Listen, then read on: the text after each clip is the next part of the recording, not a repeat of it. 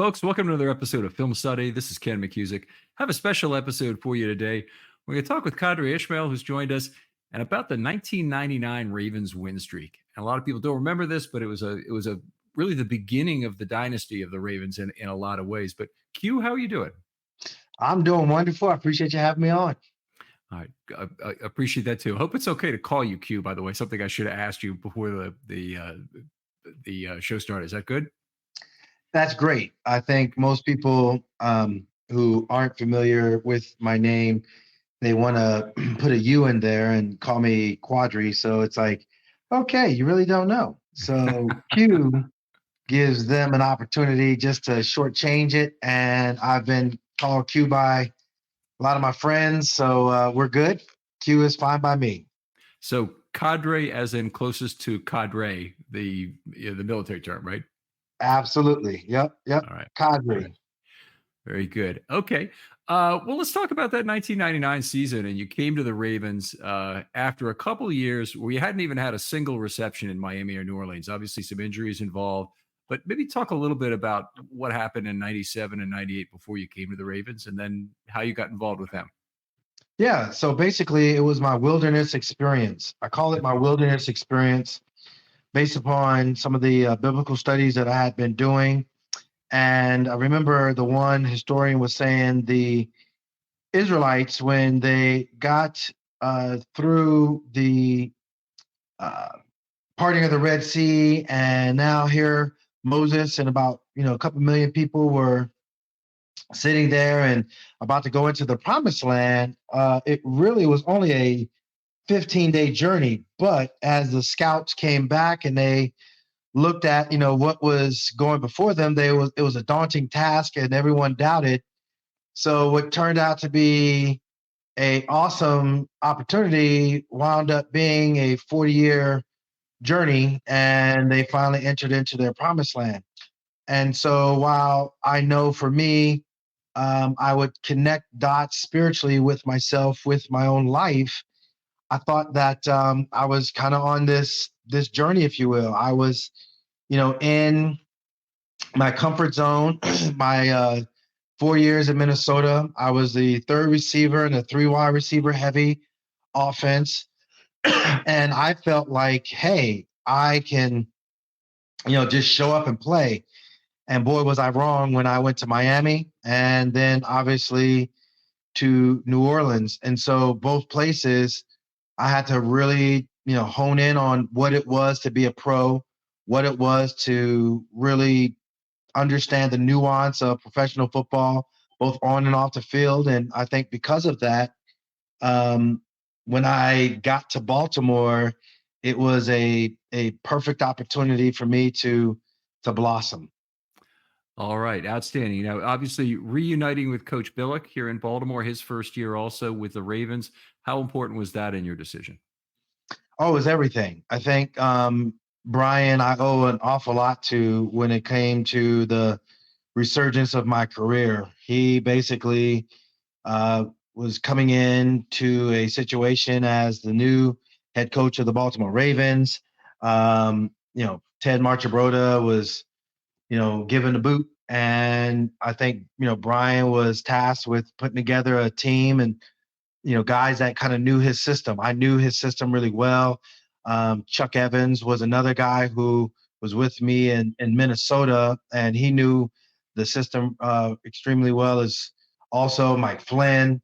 There were a couple of different guys that, we just knew what he was asking for. So I think it was a good fit for me to be in that position to join the team. All right. Now, one of the things that I kind of want to talk about is that you never really played with that great quarterback in Baltimore. You had a chance. Dante Culpepper was your guy in Minnesota, right? I have No.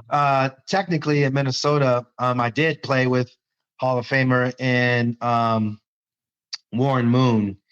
But no, I didn't play with Dante, and I were like kind of two ships in a night type of thing. So I was Minnesota, Warren Moon, then spent the year obviously with Dan Marino. Didn't really do much in games, but Yeah, I can say I practiced with Dan and whatever that would amount to. But then I think in New Orleans we had just a ragtag of guys who were at quarterback. So for me in Baltimore, especially that '99 season, it was absolutely interesting.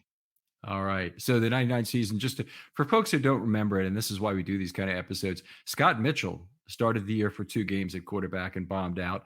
I think he actually got hurt in the second game, if I recall, but he didn't play well enough to maintain the job anyway. Then they went to preseason superstar Stoney Case, who was one of the worst quarterbacks in team history. And statistically, that's certainly the way it would look. He actually went 2-2 in his 4 games, amazingly, but he did not play well enough to keep the job either. And then they went to Tony Banks for the second half of the season, and Tony Banks and you kind of found a connection. Yeah, we did. I think early on, for me, it really didn't matter whether or not I was playing with, whomever at quarterback. I was just happy to play. And, I say happy to play, not in a kind of just laissez-faire kind of a manner, but I was like determined to go out there and show what I can do, if you will. And so I remember Stoney Case in the Pittsburgh game, we had these routes called bang eights or skinny posts, and those routes were wide open, like multiple times, and it annoyed the living beep out of me because Scott missed me like 3 times that would have been easy touchdowns, like I mean just money, and I'm like, what the heck? So then Stoney gets in there, and Stoney's like, man, here we go. So he literally was just feeding me the ball, and I was like, all right, great. And I got my first touchdown as a Baltimore Raven, against the Pittsburgh Steelers. It was a skinny post. I remember just catching it and getting tackled, and I kind of looked up to see where I was at, and I could see where my body crossed the plane of the end zone, and yeah, so I had no problem whatsoever with Stoney Case being in there. But yeah, that game was a interesting game where we lost by 3, but I felt like it was a game where we should have won had our quarterback play was better. So it's just one of those situations where I don't know, like for us to just be treading water wasn't good enough. And I think Brian, coming from Minnesota, where you had Randall Cunningham, who was just lighting it up and playing extremely well. I think that's something that in his mind, he was like, change needs to happen, and we need to play better at the quarterback position. Well, if you look at the defense of that team, you can make the case the 99 defense was the best in Ravens history. It was in terms of yards per play against. It was certainly the year in which that defense really blossomed into what we knew it to be for the first, for the last 25 years, essentially. But that defense had a number of stars on it already. The linebacking crew had all been drafted in 96 and 97. They had Michael McCrary, who was a pass rusher. They had Tony Siragusa in play. Sam Adams was not there yet, but Rob Burnett was still there. The secondary was largely in pace with Starks, McAllister, Herring, and Woodson all there. So the guys we know from that 2000 team, with the exception of Adams on defense, were all really in position to play. How disappointing was it to them that really the quarterback play in the early part of that season, I think, cost them a playoff spot, if you really want to be honest about it? Well, I don't know if you would use the term them. I think you, as in you plural, as in you, the Ravens. I think it's easy for people to, and trust me, Ken, is not you. It's everyone. People seem to like want to put the us against them mentality with this team. And what I think made the Ravens, my team in '99 and in 2000, so unique was that there really wasn't that us against them mindset. It really truly wasn't. Um, Guys just went out there and played. Like, Rob Burnett, Larry Webster, Tony Saragusa. They just they were good dudes in the locker room. Michael McCrary, he was so obsessed with sacking the quarterback and stats. It was, kind of hilarious for me to see. Cornell Brown, Ray Lewis, Jamie Sharper. Those were the guys from a linebacker aspect of things that I felt, wow, these guys are good dudes and, they can play. I didn't really truly know Ray wasn't Ray yet. He was getting there. But he was getting there. I think Jamie Sharper and Ray both worked well together. But just that whole group of dudes, they were a good, strong group, and at the same time, a group that was kind of growing and blossoming into what would be obviously the historic 2000 team. All right.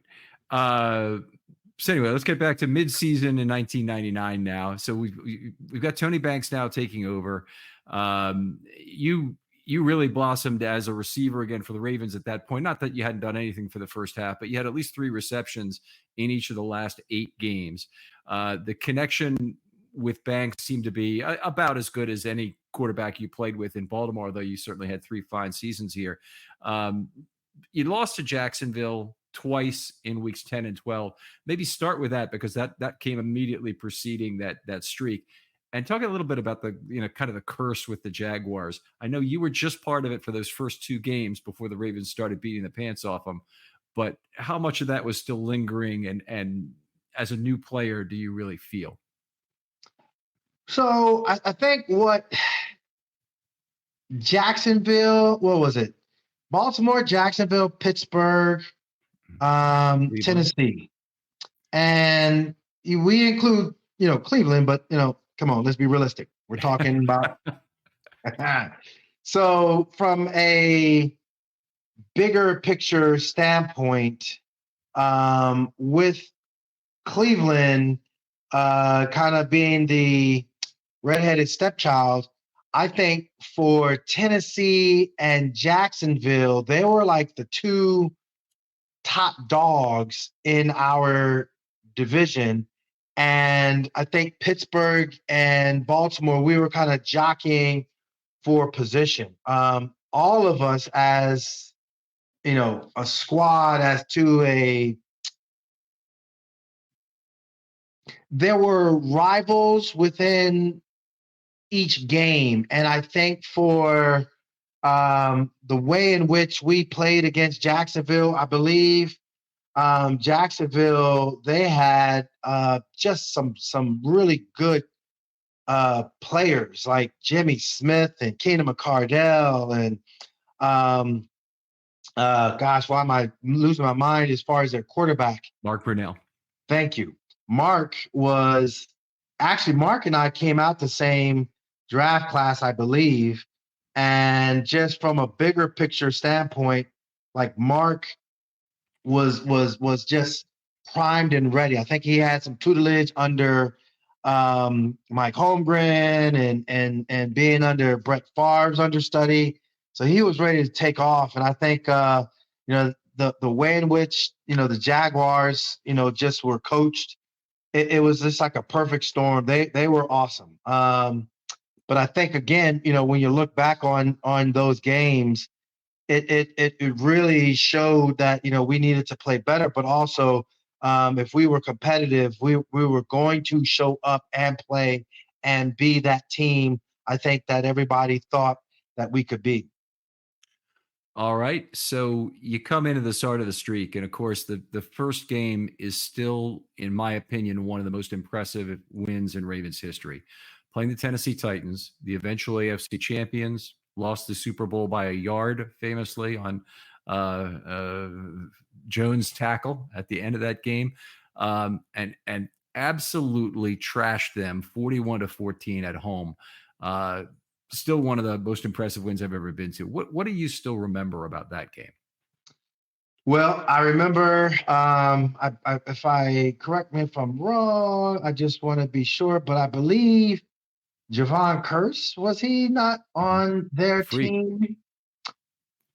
Javon Curse was like the guy, as athletically stud anybody you can think of that fit the mold. That was Javon Curse.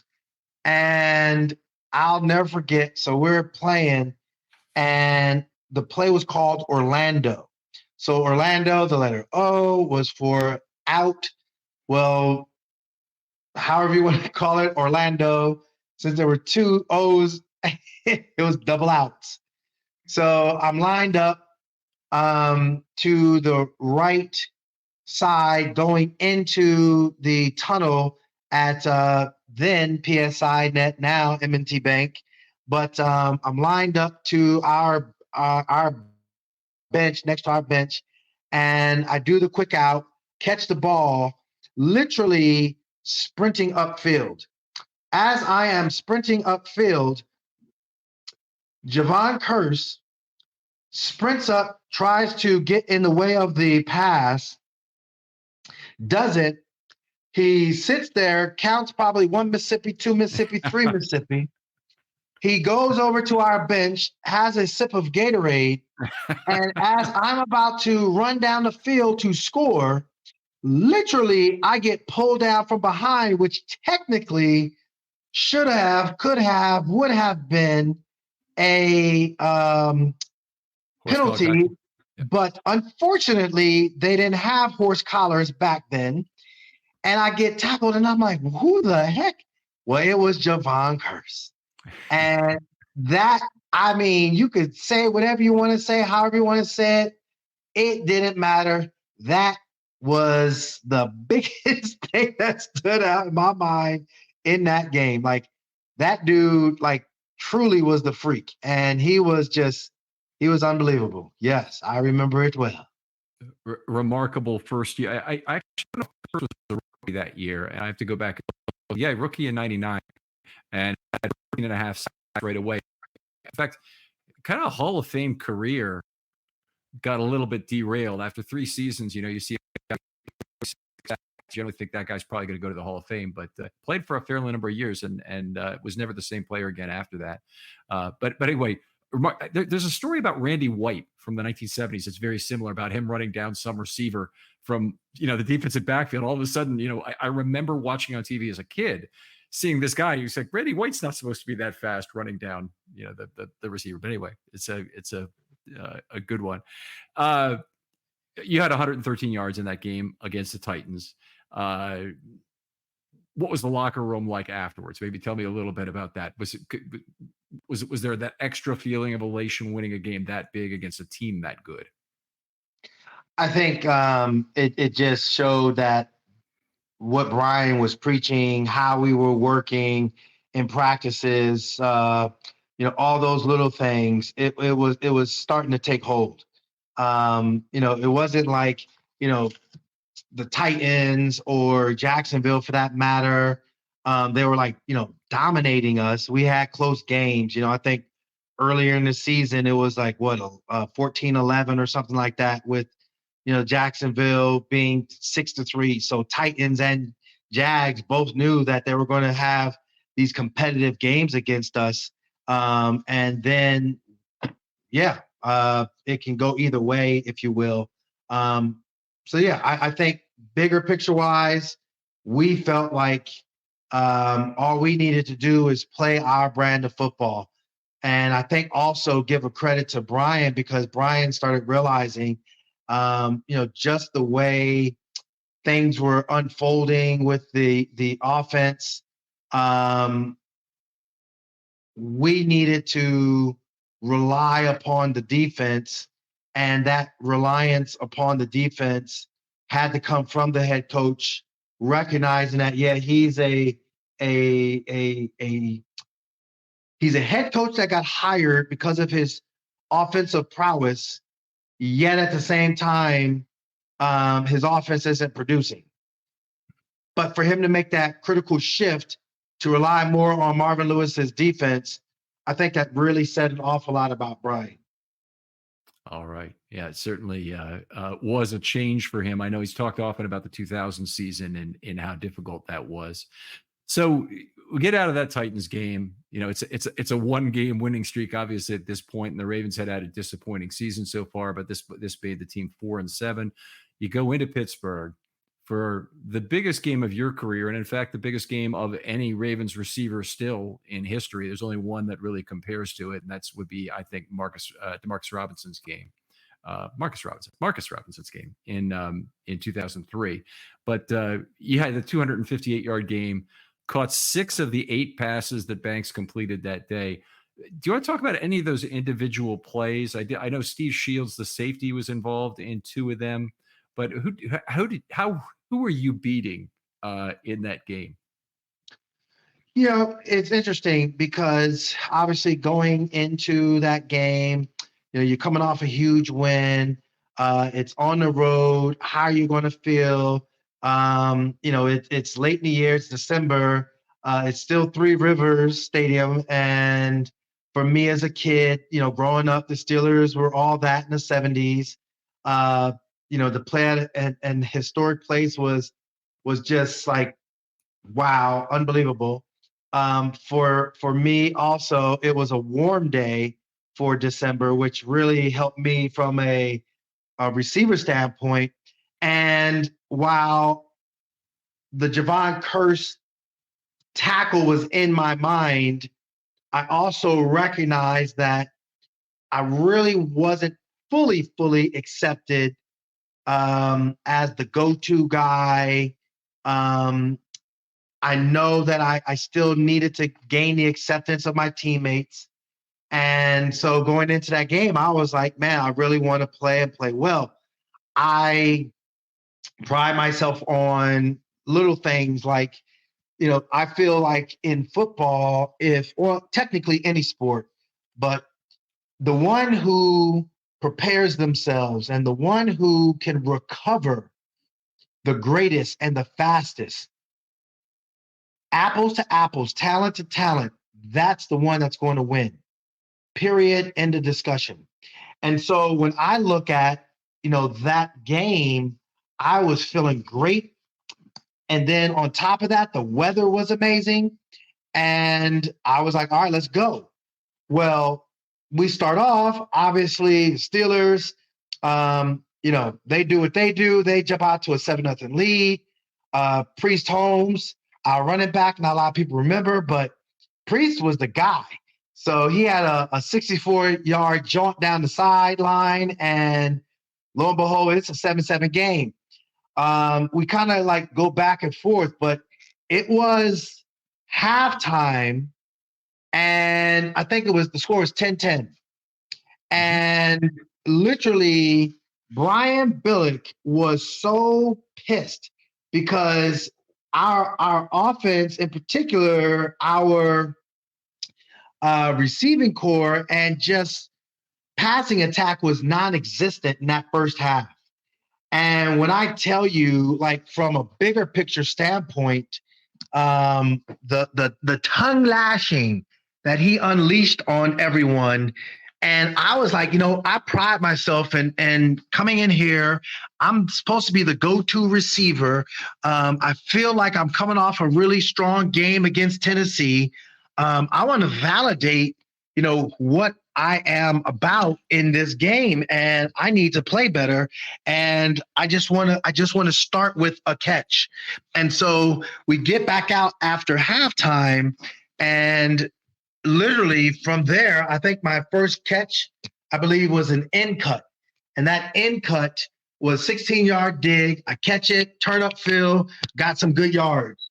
But mentally, that kind of warmed things up with Tony Banks and I. So the first touchdown, I believe, was started third quarter. It was a 54-yard pass. Well, that was a skinny post, the bang eight. That in the first Pittsburgh game should have been, could have been, would have been but literally that skinny post, I snatched out of the air, and I'm like, who was it? Shields, as you were saying. It was, I believe it was, let me go down and, Who was the corner? Is that what you're asking? yeah, the cornerback that I was, Let me look for it here. All right, we can take a second here, but I'll find it for you. Tell you what, and we'll come back to it. So anyway, you had to beat that corner. What did you have to do to that corner in order to beat him? yeah, so basically, Dwayne Washington. Here's the thing about Dwayne. Dwayne and I were both in Minnesota together. And so we would, easily do one-on-ones together, whatever. Dwayne was a first-round pick for the Minnesota Vikings, and Dwayne gets a fat contract. So basically, he and Deshae Townsend were the two guys that were like, the corners for that game. And literally, I felt like, you know what? This is my time. I know Dwayne thinks he knows me from Minnesota. He probably thinks he can hem me up. In other words, play me press coverage. And I was like, no, I ain't having it. So literally, because of it being press coverage, the Bang 8 converted to a more of a skinny post that was more vertical than it was bending it into the goalposts. And I was on the same page with Tony Banks with regards to altering my route. And when he threw it to me, literally, I'm going up, I stretch up, make a beautiful snatch of the ball out of the air. And all I felt was just my entire right side, all the wind just get knocked out of my body, my whole ribs, everything was exposed. And that's where Shields was sitting there, and I guess he just like laid into me. And so in my mind, I'm like, oh my God, I'm about to go down. Well, I also saw that, oh, wait a minute. There is this big old, like, nothing in front of me but a yellow end zone. I think I'm going to go ahead and run in there first. So it just, in one mental fell swoop, I just kept on going. I kept my balance. I kept on going. 54 yards later, I'm on the ground, like in pain. And so they get me up, they walk me over to the sideline, and I'm straight chilling. So that was my first one. And I just felt like, you know what? If we come back and do it again, you're not going to stop me. Well, sure enough, I think they scored again. So it was 17-17. Troy Edwards from, I think it was like Mike Tomczak. So now all of a sudden, okay, we get the ball back, another skinny post. And this time I was like, it's a good off coverage, kind of 3 deep look. And as I stuck my foot in the ground, the ball was just right there. And I mean, snatching the ball out of the air again. And the safety took a wrong angle. And I just felt really good as far as running it into the end zone. Okay, so when you make your cut on that skinny post, how many yards from the line of scrimmage are you approximately when you make your cut, and then at what point do you catch the ball? Yep. So technically, a skinny post, you are a foot, literally one person's foot outside the bottom edge of the numbers, going to the sideline, and then basically you stem from there. It's about 5 strides of your outside foot. You stick that 5th step. So my outside foot is back. About my 5th step, I stick my foot into the ground at around 11 and a half yards. And I am going I'll be 2 yards outside the numbers from where I started. And then I am taking a very thin or skinny line towards the top part of the numbers, and I should receive the football around that 18-yard mark or 22-yard, around 18, 22 yards, and I should just get it right in stride. And it's like a skinny post. It's not a deep post. It's a nice, good, stick your foot in the ground off of that fifth outside step, and woo, no kind of defense. This is it's very interesting to hear you talk about this, and seems to me like one of the reasons why they do walkthroughs on Friday before a game is that you actually count your steps. You go at what, half speed or maybe even slower than that. You literally walk through the steps, so you know the dance steps to a route like that. Yeah, I mean, and there's countless numbers of hours that you're in practice or training camp, you know, doing the skinny post. So then obviously during the season, like I said, referencing back to the very first game, Scott Mitchell should have hit me in stride and he missed me. I would have scored. There are windows to where you need to hit the receiver, and he didn't trust the window to throw the football. So because of that, yeah, we didn't have that connection. Whereas for Stoney Case, you know, it was a situation where my first touchdown as a Raven was the skinny post, and literally right out of my break, I'm turning back, and he's hitting me right in that window, and I mean, I'm catching it, and as I get tackled, I'm down. Well, I think it was like a 19-yard, touchdown. Well, that skinny post, you stick your foot in the ground at 12, you turn around that 18-yard mark, boom, I'm hitting it, and then I get tackled right in the end zone for a score. So for this one, we're out in midfield, and I'm turning around, and I see it, and I just snatch it out of the air, and that was 59-yard touchdown. All right, let's come back to the third touchdown in that Steeler game. Talk a little bit about that one. Let me see if I remember. That was the 76-yard play. So this was your longest one. Might have been your longest catch as a Raven, I'm guessing. I think I had a 77-yarder the year afterwards, but suffice it to say, I was a deep play threat. So the cool thing about the 76-yarder, I was sitting there and like I'm blowing it up. I have over 100 and some odd yards, and I'm on my way to having a heck of a third quarter. Well, my coach looks over at me because I'm on the sideline. My ribs are still a little bit hurting, and we get the ball back, and the one receiver was in there for me. And gosh, who was that? Who was my guy? He was my backup, but he was in there. And Matt Cavanaugh, my offensive coordinator, he looks over at me, and it was a stutter go. So he looks over. Billy Davis was in there, and so sure enough, Matt looks over and he goes, "Q, you all right?" And I already heard the play, and I believe it was a third down call. I'm pretty sure it was. But I was like, oh, this is a stutter go? And you're asking me. So it was 989 double takeoff. I was like, heck yeah. Okay. So literally, I'm running out there, Billy,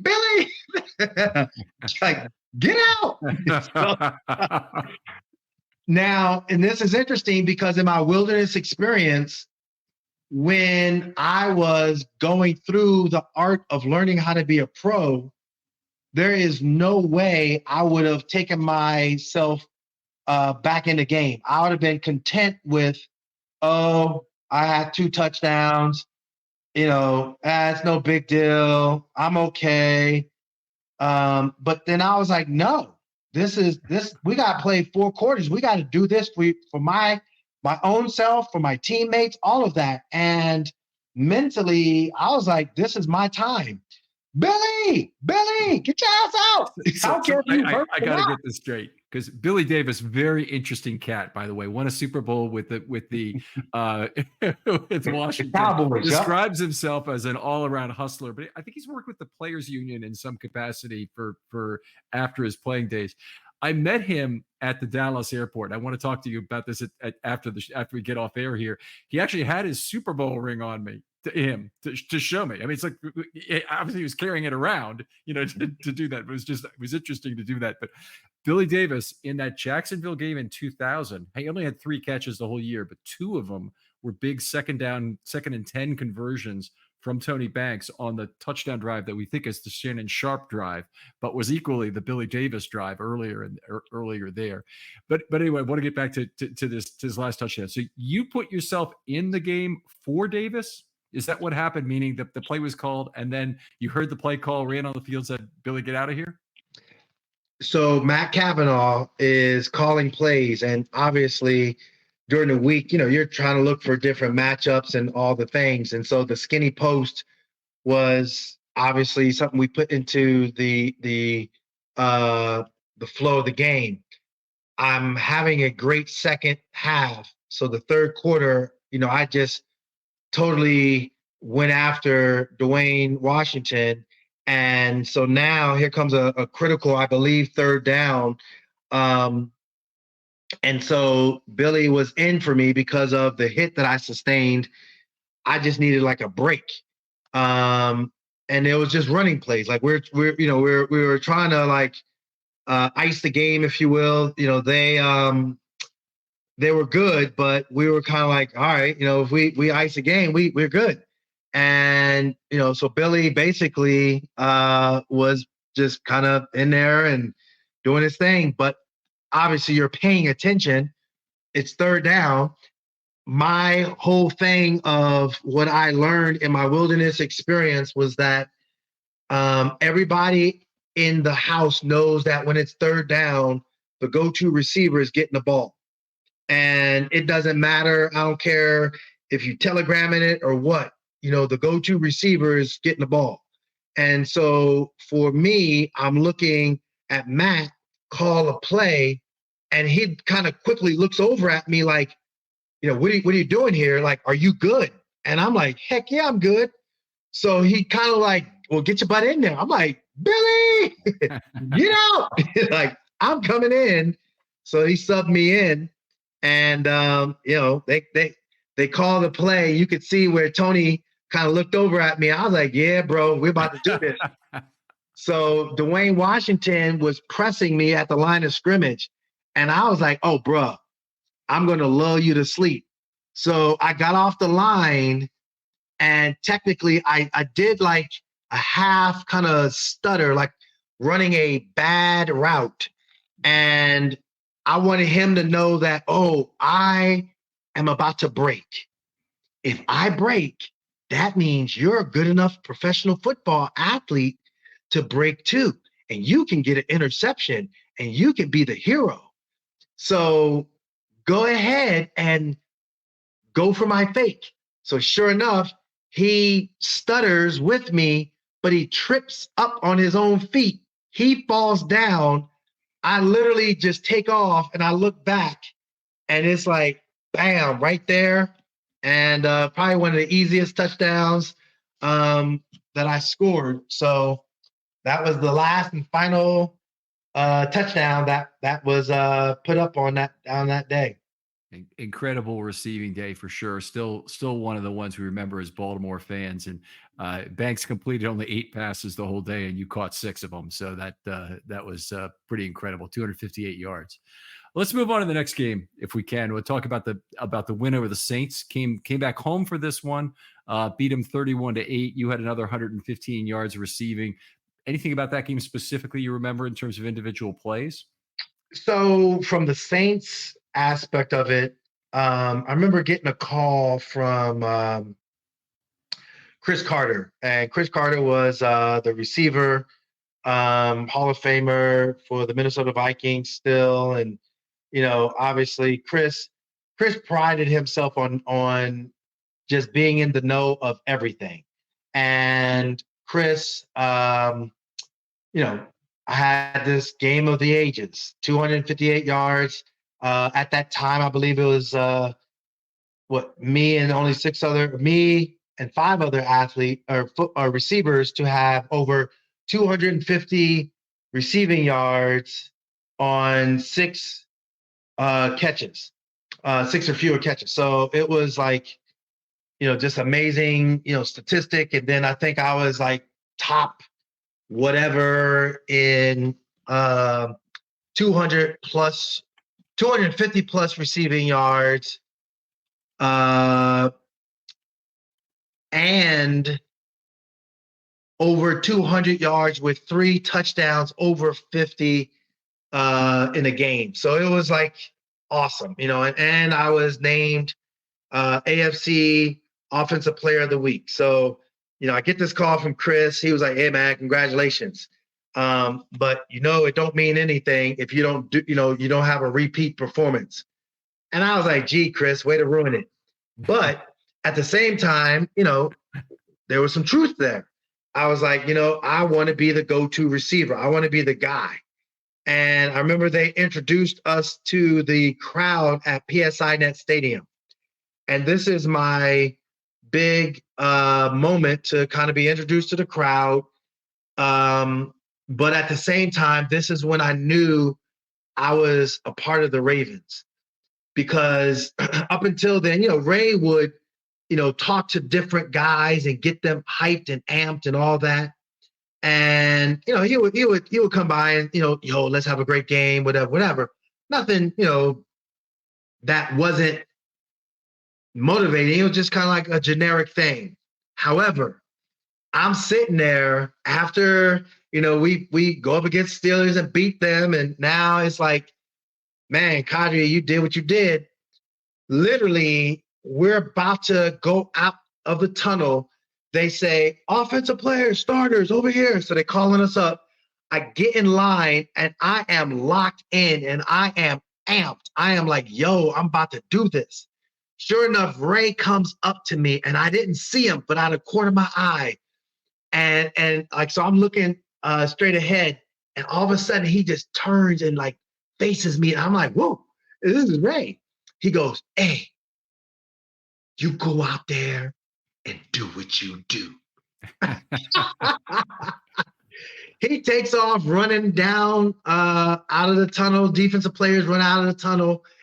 And for me, I've, always was a hype man. Like I just love the hype of things to get you mentally ready to be that moment of being a gladiator for that 60 minutes of football. And I was like, oh, Ray kind of gave me the blessing. I'm going to dominate this game.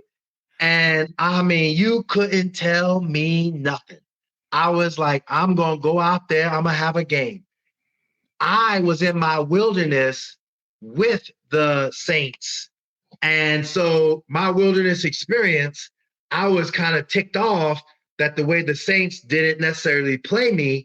And I really had, I kind of had to sit back and, I don't know, act like everything was okay when in reality, I thought I was the better player. I think they had Andre Hastings and the other kid was Keith Poole. Those were the 2 wide receivers.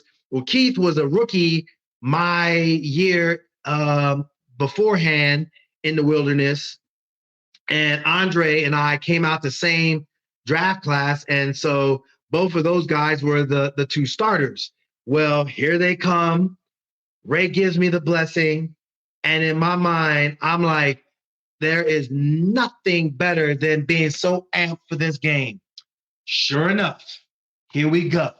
And there were some really good nuances to their blitz packages that they had. And we had, again, the skinny post was going to be so let me go ahead and back up. One of the plays, there was an 8th defender coming down in the box.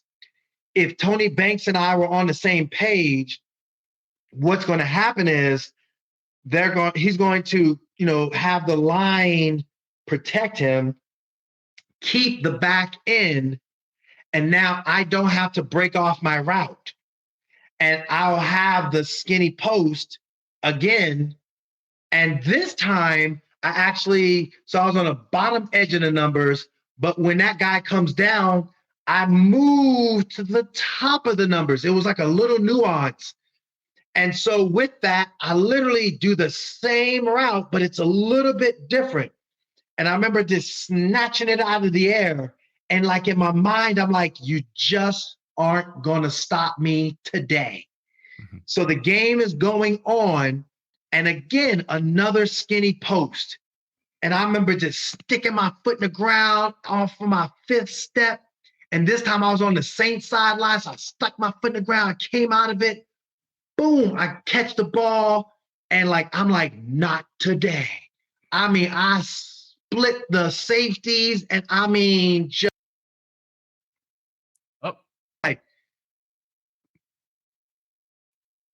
I'm sorry, we lost about the last 5 seconds of what you said there, Qadry. You split the safeties and?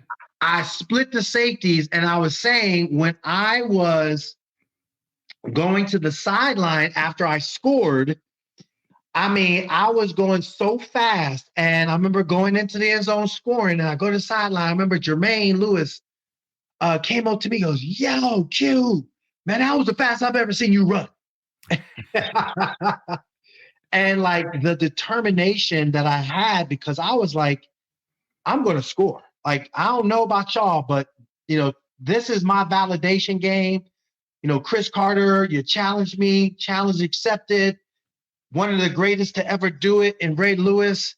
I'm a part of the Ravens now. Homeboy just, he anointed me hey, do what you do. I'm getting emotional even thinking about all of it because later in the game, when we had the game wrapped up, I mean, we're just, whooping that ass. And I'm sitting there, and Keith Poole is on the sideline. He had a couple catches, but nothing, really significant. Andre Hastings, I think he only had 3 receptions. And, and in my mind, I was like, yeah, mother effer, you only have 3 catches for 9 yards. I think Keith had 4 catches for 51. I was like, yeah, I was so determined. Matter of fact, I think Keith scored. Yeah, he scored their only touchdown. But he looked over at me while we're on TV timeout. And he looks over, he points at me, and he goes like this, man. He goes, "Great job." He gave me a thumbs up. So he points over, gives me a thumbs up. And, I was like, yeah, I appreciate it. And it was just like a validation because after the game, no, actually, it was either before the game or after the game, their offensive coordinator comes over to me, and he was the worst offensive coordinator. They had the worst staff that 98 season and that 99 season. That was just a horrible coaching staff, worst ever. And I was like, he tried to come up to me and act like, "Hey, how come they didn't want to resign you?" I was like, bruh, the reason why they didn't want to resign me is because of you and your terrible play calling, your terrible judgment of what I could have done. So it just all just I was like, yes. So not only did I have a coming out game where I blew it up, but I had a validation game where I just had a historic day at Pittsburgh. And then I had a game where it was like, yeah, you can't say shit to me. Freaking Ray Lewis was the one telling me, let's do this.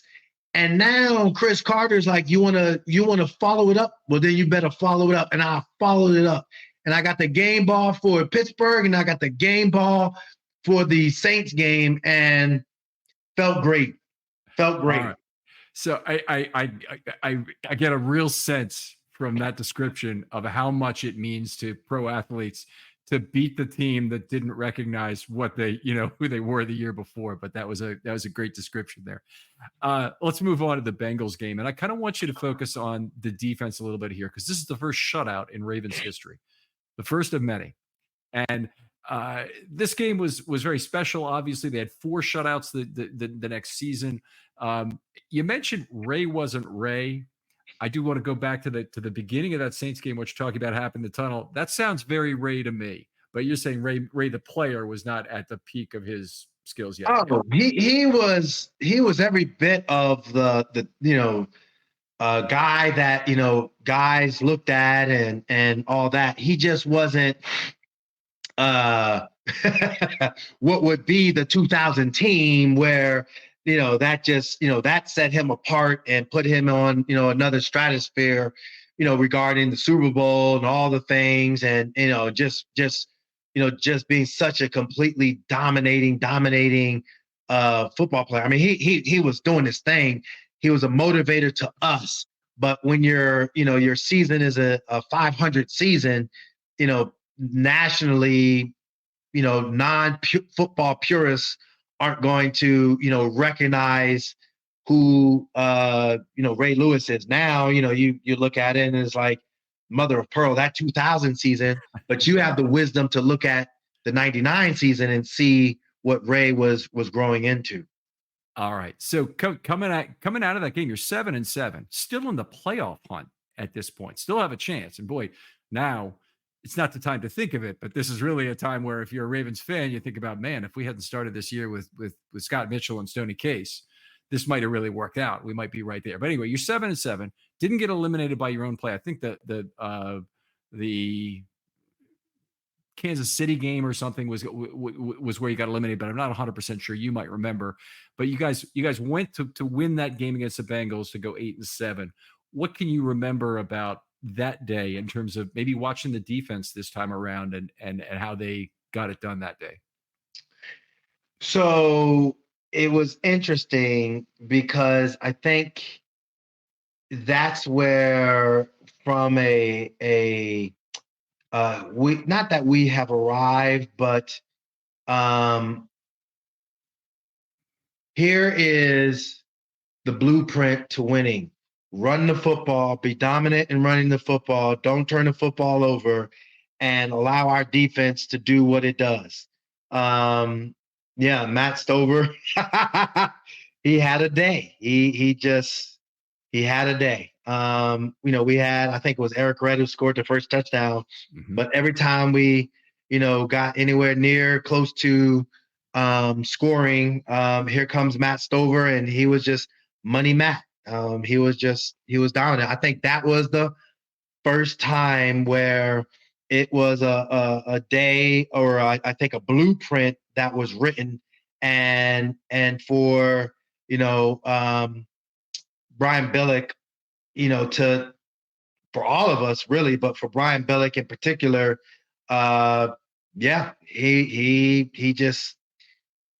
he just knew, like, all right, our defense is kick ass. Why, if it ain't broke, don't fix it. Why, worry about that. And I think, they had their offense, it was Jeff Blake. I remember he was always like a big deep ball threat kind of a guy. And they had some guys, Carl Pickens, Darnay Scott. There were some really good receivers and all that. But as much as they were good, they just didn't know about our defense.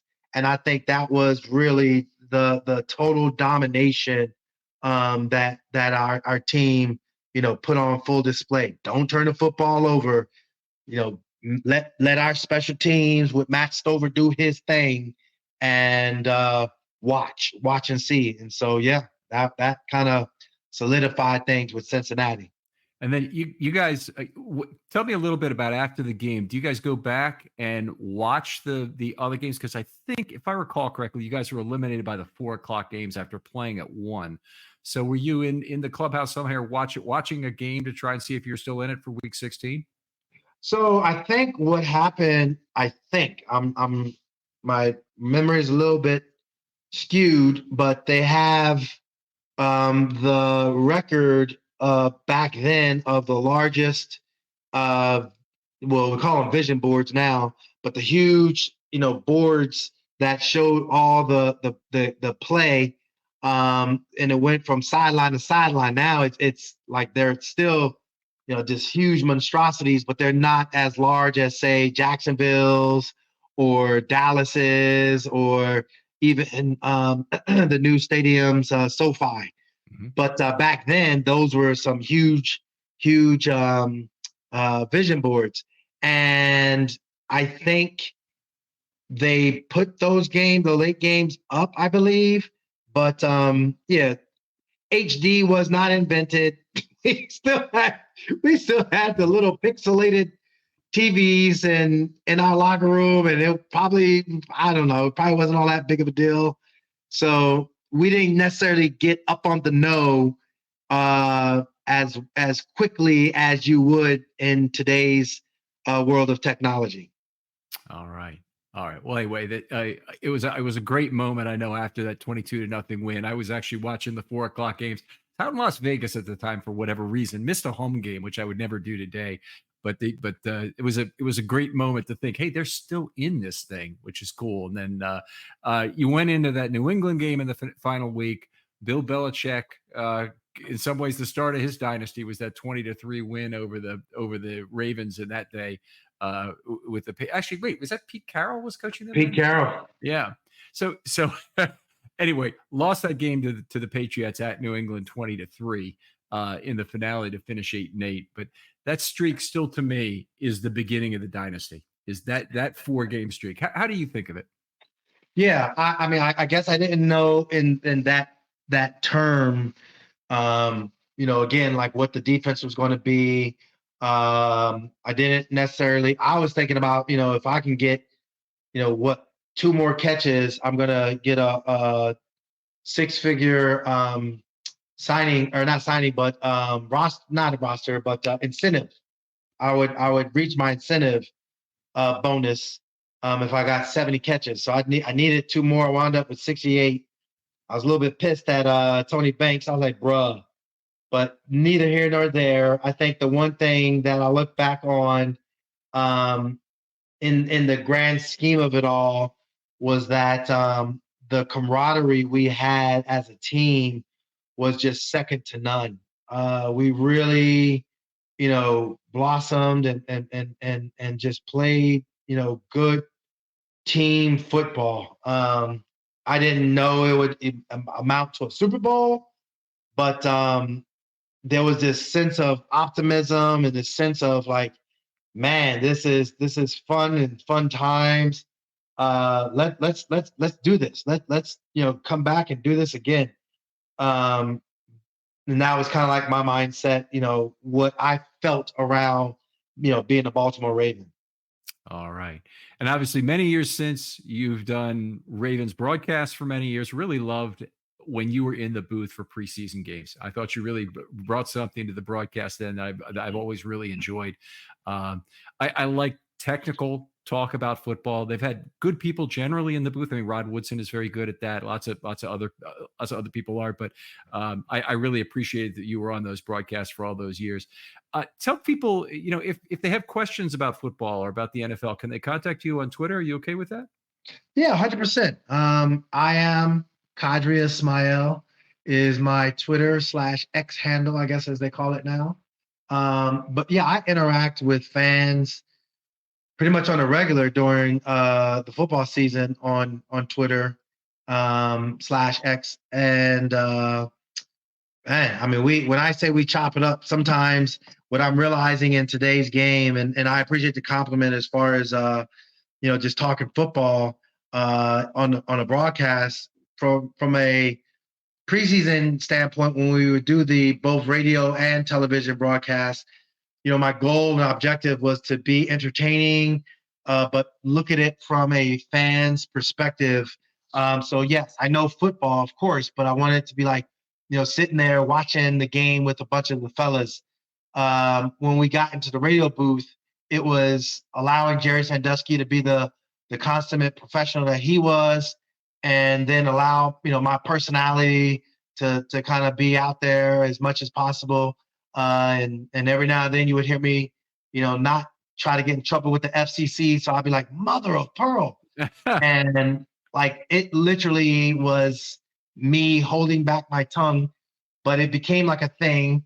But I really did. I enjoyed those experiences. And yes, from a television standpoint, just on WJZ every week for pregame talk and all that was and is going on. What now? WJZ will be I believe, going into my 8th season with them. And it's just been fun. It's been a great, awesome ride. The great Bruce Cunningham, he actually said in the booth before he retired, he was like, Q, not many professional athletes really get a true second career in media that has spanned 2 decades. And I was like, holy wow, I didn't notice that, but I was really appreciative from, days of BET, ESPN, all the way through into, all the different TV shows that I, took part of and hosted and co-hosted, and radio and the different stations that I worked at. Yeah, it's been fun, and I love the interaction with both young and old fan bases. All right. Outstanding. Qadry, just can't thank you enough for coming on. Is there anything else you want to talk about what you're doing outside of the broadcast game? You want to plug that quickly? Yeah, I appreciate that. It's missile training is what I do. A play off of my nickname, Missile. But missile training, you can go to missiletraining.com. Don't forget the MISSILE training.com. And basically, it doesn't matter the person. It doesn't matter what age. My oldest client is 85, and my youngest client is 6. And all ages, all ranges of athletes, and male, female, doesn't matter. You can get great understanding of how to have better and proper and stronger movement. So go to missiletraining.com. You can reach out to me and we can have a dialogue. All right. Outstanding, Qadry. Other folks out there, if you'd like to be on a film study short, hit me up. DMs are always open on Twitter. I won't go into more details about that, but the recollection series, still looking to talk about some of your favorite older Ravens and what your big memories are of them, and in particular, anybody before 2000. Qadry, thanks again for coming on. Appreciate you having me. And we'll talk to you next time on Film Study.